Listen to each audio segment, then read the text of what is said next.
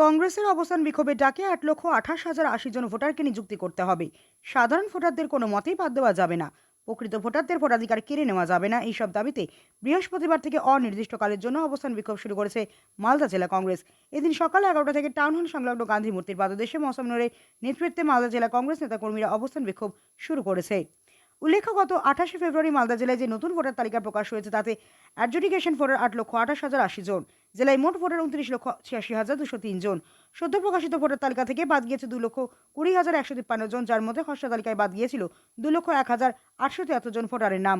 নতুন করে বাদ গেল 18,280 জনের নাম। মালদা জেলায় শুনানি নোটিশ পেয়েছিলেন 10,03,000 ভোটার। এর মধ্যে প্রায় 6,500 ভোটার শুনানিতে অনুপস্থিত ছিলেন।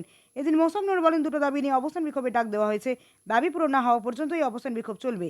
তিনি বলেন, আমাদের দলের প্রাক্তন বিধায়ক মোত্তাকিন আলমের নাম অ্যাডজুডিকেশন তালিকায় এসেছে। এটা কি করে হয়? এরকম অনেক ঘটনা আছে।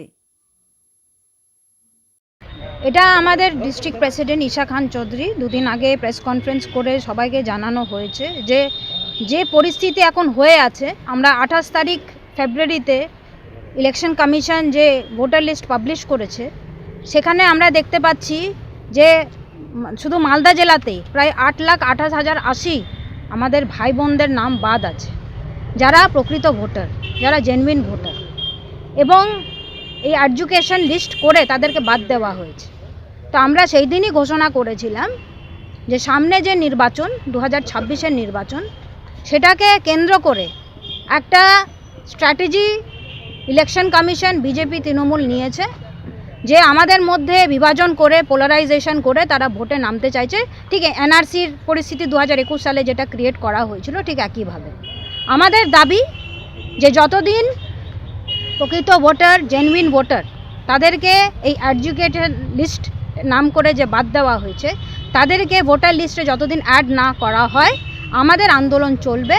আমরা অবস্থান বিক্ষোভ আজ থেকে মালদা জেলা কংগ্রেস শুরু করলাম এবং অনির্দিষ্টকাল অবধি আমাদের চলবে। যতদিন ভোটারদেরকে এডুকেটেড লিস্ট থেকে ভোটার লিস্টে যতদিন অ্যাড না করা হয় ততদিন আমাদের আন্দোলন চলবে।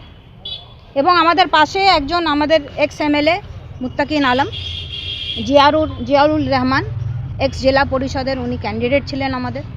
এরকম আমাদের প্রচুর লিডারশিপ আছেন এবং সাধারণ মানুষ, সাধারণ কর্মী, খেটে খাওয়া মানুষ, নিরীহ মানুষ, তাদের নাম এই এডুকেটেড লিস্টে করে দেওয়া হয়েছে। এবং তারা, আমরা দেখেছিও, তারা হিয়ারিং অ্যাটেন্ড করেছিলেন, বারবার করে ওনাদেরকে হিয়ারিংয়ে ডাকা হয়েছিল, অথচ ওদেরকে বাদ দেওয়া হয়েছে। তো এই কারণে আমাদের আন্দোলন চলবে এবং যতদিন ফ্রি অ্যান্ড ফেয়ার ইলেকশন আমাদের ইলেকশন কমিশন অফ ইন্ডিয়া আমাদেরকে গ্যারেন্টি না দিতে পারে এবং এডুকেটেড লিস্ট ভোটার লিস্টে যতদিন অ্যাড না হয় আমাদের আন্দোলন চলবে।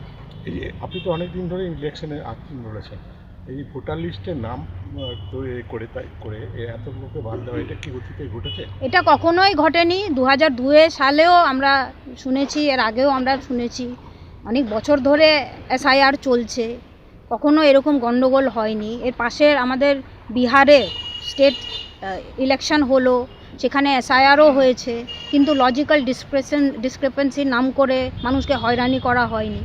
এবার হঠাৎ করে পশ্চিমবঙ্গকে এত, মানে সাধারণ মানুষকে এত হয়রানি কেন করা হচ্ছে, এটাই আমাদের প্রশ্ন। এবং এরা হচ্ছে আমাদের এখানকার ইন্ডিয়ান সিটিজেন, দীর্ঘদিন ধরে তারা এখানে বসবাস করছে। তো আমাদের সিটিজেনকে, ভারতবর্ষের নাগরিকদেরকে যদি এইভাবে অত্যাচার করা হয়, হয়রানি করা হয়, তারা আমরা কাদের কাছে যাব, কাদেরকে প্রশ্ন করব? এটার রেসপন্সিবিলিটি, অ্যাকাউন্টেবিলিটি কে নেবে? এটা আমাদের প্রশ্ন। এটার কারণটা কি মনে হচ্ছে? এটার কারণ একটাই, যে সামনে 2026-এর বিধানসভা নির্বাচন, এবং বিধানসভা নির্বাচনে মানুষকে এমন একটা পরিস্থিতিতে ফেলে দেওয়া যাতে মানুষ ভয় পেয়ে, আতঙ্কিত হয়ে যাতে ভোটটা দেয়, এবং ভোট পোলারাইজেশন যাতে হয়ে যায়, বিভাজন যাতে হয়ে যায়। এবং আমরা দেখতে পাচ্ছি যে মালদা জেলায় এবং অন্যান্য জায়গাতেও, মুর্শিদাবাদ, মালদা, অনেক জায়গায় দেখতে পাচ্ছি 70% মাইনরিটিদেরকে বাদ দেওয়া হয়েছে এবং 30% আমাদের হিন্দু ভাইদেরকে বাদ দেওয়া হয়েছে। আমাদের মধ্যে যাতে একটা বিভাজন সৃষ্টি হয় এবং মানুষ যাতে পোলারাইজড হয়ে ভোটটা দেয়। কিন্তু আমাদের কংগ্রেস এটার জন্য লড়াই করবে। আমরা একটা সেকুলার দল, আমরা জানি যে আমাদের দেশ, আমাদের রাজ্য, বিশেষ করে বেঙ্গল একটা সেকুলার স্টেট। তো আমরা আমাদের ইউনিটির জন্য লড়াই করছি এবং আমরা চাই যে প্রকৃত ভোটার যাতে এডুকেশন লিস্ট থেকে সরে গিয়ে তারা নর্মাল লিস্টে ভোটার লিস্টে যাতে অ্যাড হয়, এবং এটার পুরোপুরি দায়ী ইলেকশন কমিশন। এখানে তৃণমূল, বিজেপি তাদের সবারই একটা সাজিশ আছে, একটা স্ট্র্যাটেজি ঠিক করেছে যে মানুষের মধ্যে বিভাজন করে তারা ভোটে যেতে চাইছে।